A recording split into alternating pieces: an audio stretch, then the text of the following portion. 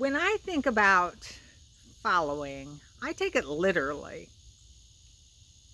When I think about following, I don't think about leading. I don't think about going ahead. When I think about following, I don't think about being sent to the other side. I don't think about being sent out into a storm by heavenly or holy design. Not until I consider my new understanding of poverty and humility. These two new understandings that I've been wrestling with.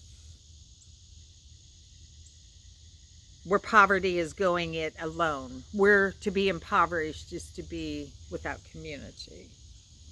And to be a person of humility means to recognize that my expectations might be unrealistic, unreasonable. And so I need to let go of my unreasonable expectations and accept the reality of what it means to be human. And the reality of being human is a lot of things happen in my life that I just don't understand. And a lot of things happen in my life that do not go as planned. And so when I think about following, I think about walking behind, not going ahead. But this story challenges that, challenges my expectation, because very clearly the story begins with Jesus telling the disciples to go on out in that boat while he stays behind. And still I wonder, does Jesus operate like that? Would Jesus put me in a boat and tell me to go to the other side, knowing full well I'd be entering a storm? Knowing full well that he was going to stay behind? Would Jesus put you in a boat? Would Jesus say to you, go to the other side, knowing full well that you were going to go through a storm before you got there?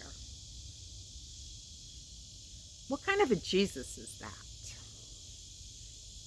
But you know what? I recognize that this story is anchored. Jesus stays behind to pray. The disciples go out, and Jesus stays behind to pray.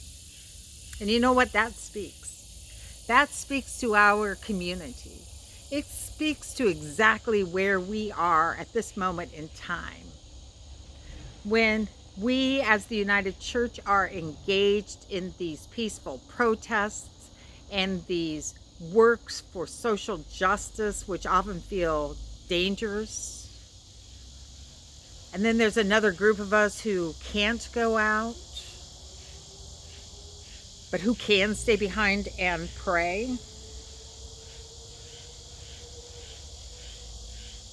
And in that context,